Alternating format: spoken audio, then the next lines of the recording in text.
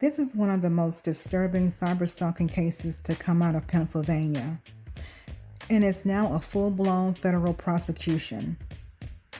A Whitehall borough man is accused of stalking, threatening, and terrorizing more than a dozen women across multiple states, online and in real life.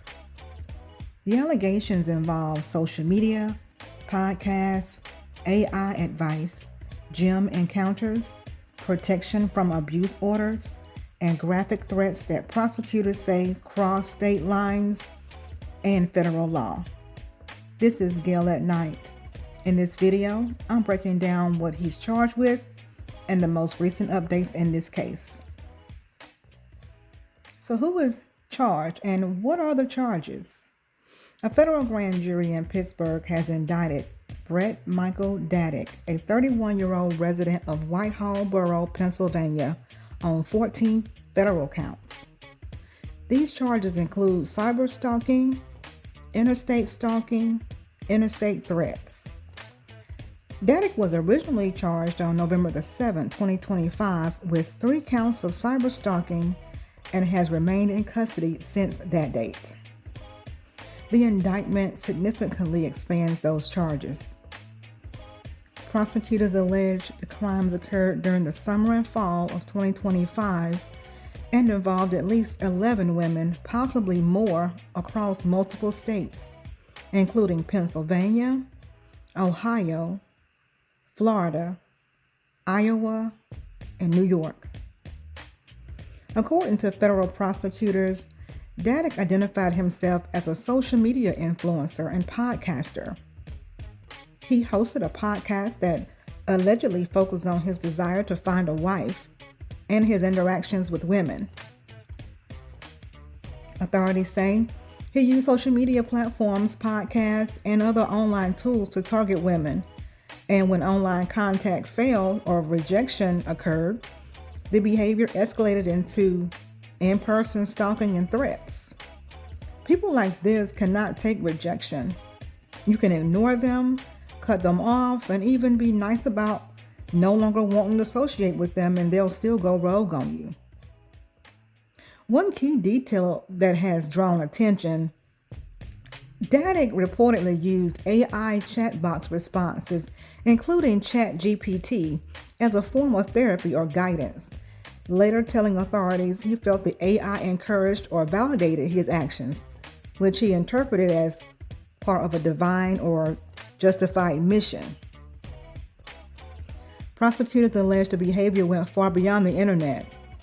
Dadig is accused of showing up uninvited at victims' homes and workplaces, following women from their places of employment, attempting to get victims fired from their jobs, taking photos of women without consent and posting them publicly, publishing victims' real names, locations, and personal information online. In some cases, the indictment says Dadig traveled across state lines to continue the harassment. When gyms banned him or police were contacted, prosecutors say he would move to a different city or state and repeat the same conduct. Federal prosecutors describe the threats as graphic, violent, and terrifying. Allegedly, Dadig sent messages threatening to break victims' jaws and fingers, burn down gyms, track women down at their homes, cause physical harm or death. He reportedly referred to himself as God's assassin, warning victims that they would rot in hell and invoke Judgment Day. Some threats included references to dead bodies, religious punishment, and divine authority, language prosecutors say intensified fear and emotional distress. At least 2 Pittsburgh area victims obtained protection from abuse orders, PFA, against Dadig. Despite these court orders, prosecutors allege he violated PFAs online, violated PFAs in person by continuing contact, continued posting about the victims publicly. Each violation carries mandatory minimum penalties under federal law. If convicted on all counts, Dadig faces mandatory minimum sentences for PFA-related violations, a maximum possible sentence of up to 70 years in federal prison, fines of up to $3.5 million. This case is being prosecuted by the U.S. Attorney's Office for the Western District of Pennsylvania, with the assistance from the FBI and multiple local law enforcement agencies. As always, it's important to note that an indictment is not a conviction. Dadig is presumed innocent unless and until proven guilty in court. Here's where the case currently stands. Following the expanded federal indictment, Dadig was arraigned and entered a plea of not guilty to all charges. A detention hearing that had been scheduled for mid-December was canceled, and he remains in federal custody as the case proceeds. Prosecutors have signaled they are preparing for a jury trial rather than a quick plea agreement. No sentencing has occurred and no trial date has been finalized yet. The case is still in active pretrial proceedings, including discovery and motions. Public reporting has further emphasized how this case highlights the intersection of technology, social media, AI misuse, and real-world violence, with federal authorities treating the conduct as a serious and escalating threat. This case is a stark reminder that online harassment can escalate into real-world danger. Crossing state lines turns stalking into a federal crime. Protection orders matter, and violating them carries severe consequences. Influencers' status offers no protection from accountability. This is an ongoing federal case, and I'll continue to update you as new court filings and hearings take place. This story hits close to home.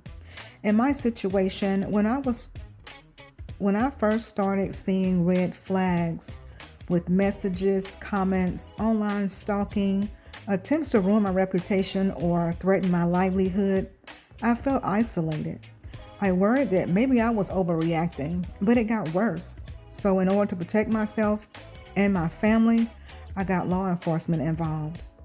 But knowing that this is not just online drama and that a federal indictment has been issued, it shows how real and dangerous this behavior is. And I'm not the only one. Other social media users and people doing business online who've had contact or been bullied, stalked, or harassed by the same person. They've also had their lives turned upside down, and we're all in different states as well. What we've experienced isn't just unpleasant comments or negativity.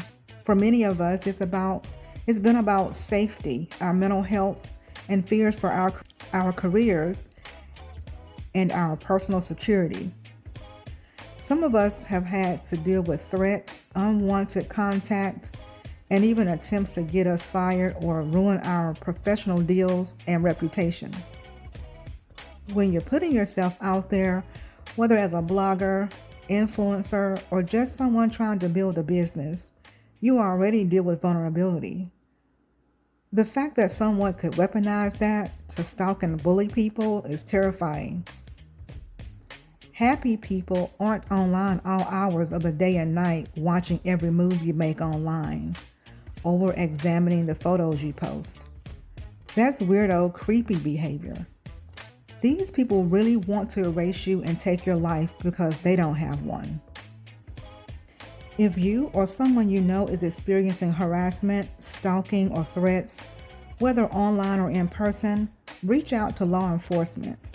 Talk to trusted friends or family, and consider legal protections.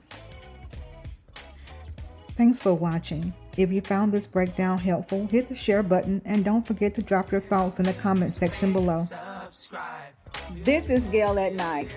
Thank you all for watching, and thank you for supporting.